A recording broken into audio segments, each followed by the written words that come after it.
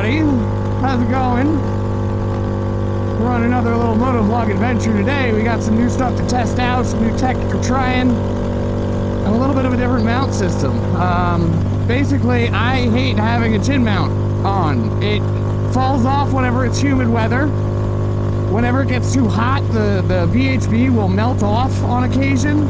So it's like, there's all kinds of issues that I've been having with the chin mount, although I admit, upon double checking to make sure that I was doing it right, I found out I was not. So a little bit of my fault, but at the same time, I don't really trust that sort of stick to your face system. What's up, dude? Yeah. So I'm trying to avoid that in the future, right? So my current strategy, as you can probably see, is to wear the Telesin neck mount. Telesin's been making some really interesting bike mount, handlebar mounts, some action camera stuff, anything kind of along those lines that you can really think of, they've been delving into lately. And a couple of their designs I've really liked. Like this neck strap, for example, has like a strap around the chest, so it keeps it nice and tightly locked to your chest. It also has a quick release of its own. We added our the system that we use, which is the Hummingbird mount system. Nice and heavy duty for camera equipment.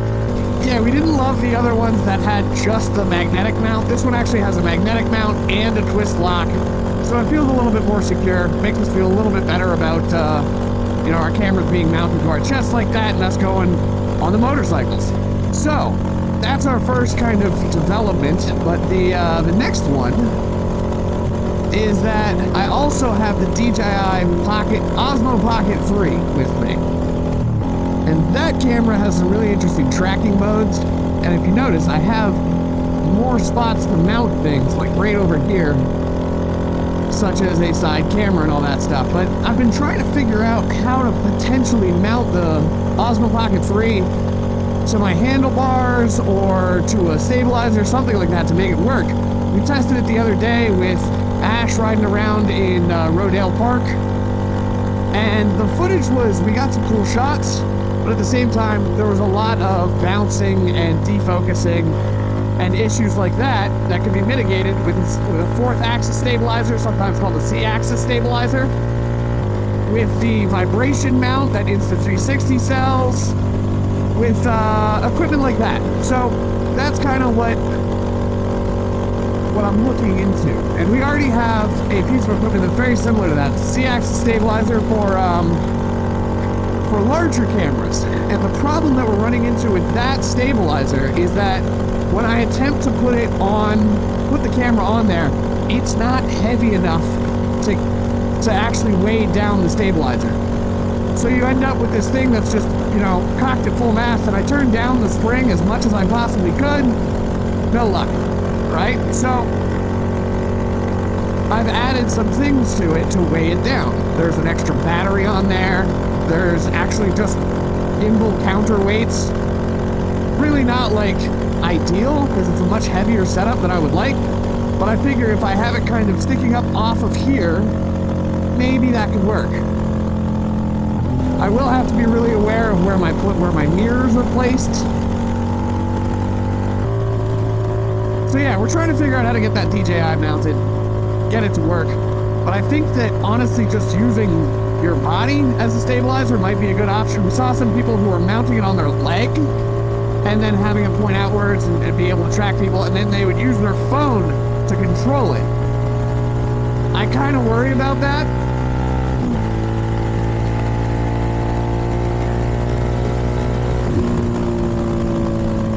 Just because, sorry, I got the zooming for a second there. I kind of worry about that just because it's, you know, it kind of puts the camera somewhere where it's out of view. You can easily bump it, smack it, things like that. So, you know, I want it somewhere where I can see it, where I can control it. And I also don't want to use up my phone real estate for controlling the camera, because then I'm going to be tempted to put a second phone on here, and there's already too much shit.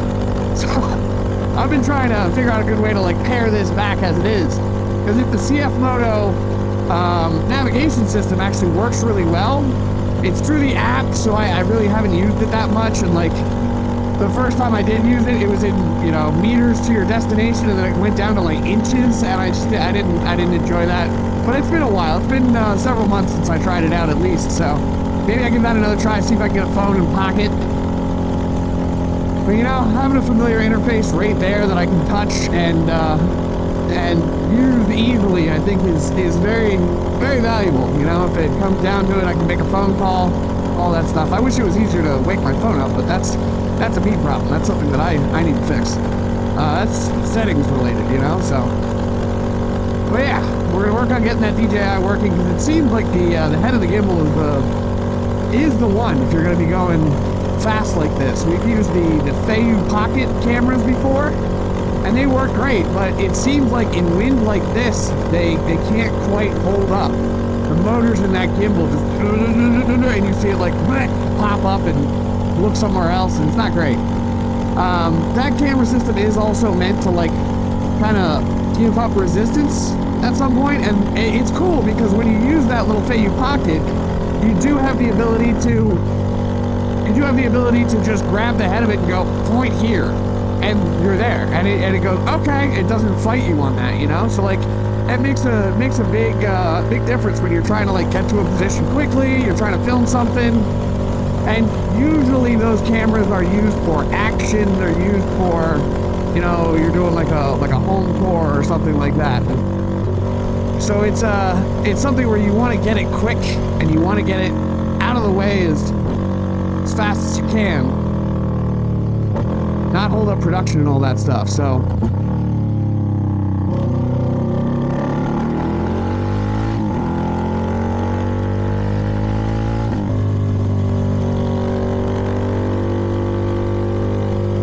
this thing does so well in the twisties, it's amazing.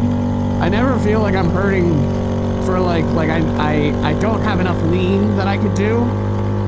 I never feel like the brakes are too slow, you know. It's always a matter of this thing's got my back when I need it to, and I really do like that about this motorcycle. The CFMoto has really knocked it out of the park with these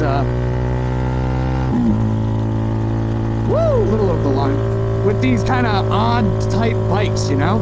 The 300NK kind of fits into its own space. It's a beginner bike, but because it's naked, it's got a lot more like rip around corners, and that low end torque of the gearing just, I think, works really well for it. So it's a lot of fun riding this thing. It feels, I would imagine, more like a, you know, like a 450 street bike until you get into the higher end of the RPMs. And I'm really curious to test that out because my buddy just got a 450 SS.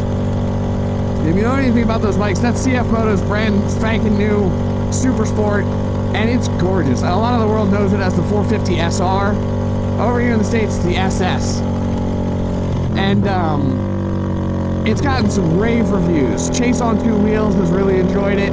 I've watched some other reviews from people. Yammy Noob has some, has some opinions on it. And I think that they're just doing really interesting stuff. They recently just dropped a 4-cylinder, 500cc sport bike. And now that's an interesting, you know, kind of value proposition there, because it's like the CX4RR, but a little bit more power, a little bit more horsepower, if I'm not mistaken, or just a little bit more torque or something like that. But it's got a little bit more juice, and I think the CX4RR didn't quite perform the way that Kawasaki was hoping it would. This, again, all stuff that I've heard from Chase on Two Wheels, Yammy Noob, all those guys. So definitely check out your other YouTubers. They've got way more knowledge about this stuff than I do. I'm just coming into this stuff and starting to learn it. I feel like I unlocked like my childhood wonder at motorized vehicles when I was like 32. Like, what the hell? A little bit of a late bloomer. Oh, sorry. Hold on just a second. There we go.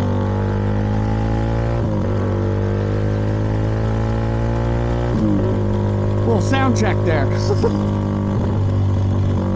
God, I love the way this friggin' bike sounds. It crackles and pops like that. So definitely let me know in the comments below what you think about this chest mount instead of the head mount. I think that it's definitely less chaotic than having like a head mount. But at the same time, I don't think it conveys the same sort of action that a head mount does. You know, like when I'm looking around and checking my blind spots and all that stuff, I do like that front-facing POV. But at the same time, like, I don't know how useful it is. Curious which ones you prefer, because ultimately I do want to present this channel in the way that's the most entertaining to the audience, you know? So, yeah, let me know. I do really like this boosted battery. It lasts forever. So that's nice. Look at this dang bike.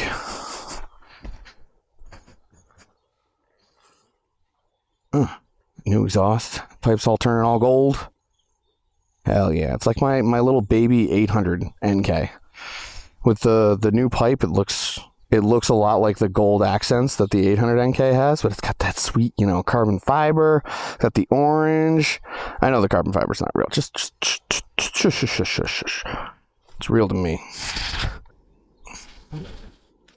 Glyphs seem to be holding up pretty well. You know, I was watching Chase on Two Wheels the other day, and I realized that these might be the same gloves, same brand that he has. Except his are in white. I think they do white, black, green, orange, red, something like that. They got some cool colors, but yeah, maybe I'll put a link down in the description. I've been putting my equipment down there. If you're just interested in any of it, you can check it out. But, you know, affiliate links and all that. I'm not sponsored by any of those companies. I don't actually work with them. It's all just Amazon affiliate links. So, would appreciate it if you click, because that always does help. Even if you're buying something else on Amazon. Anyway, let's get back to the ride. So yeah, from what I can see, and I'll have to check this in post, but from what I can see from the angle of this, it's a little bit further back, which is good. My chin's, you know, pushing it a little forward when I wear it up there. So hopefully it's a little bit of a wider view. You get to see a little bit more of what's actually going on at the controls. Yeah, hair in my mouth. Maybe even see if, you know, people in front of me, stuff ahead of me. I wanted it to be high enough that you can see that stuff, but low enough so that you can see controls and still get kind of a cool angle.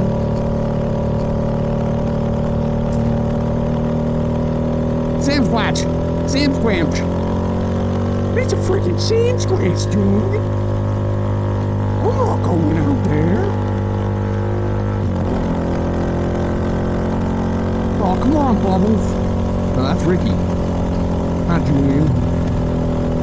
Oh, come on, Bubbles. I can't do Julian voice. He looks so much like an uncle of mine. It's crazy. Like, if that uncle of mine had hair, he'd be Julian. Had hair and drank rum and coke all the time, I mean. That's the other part of the equation.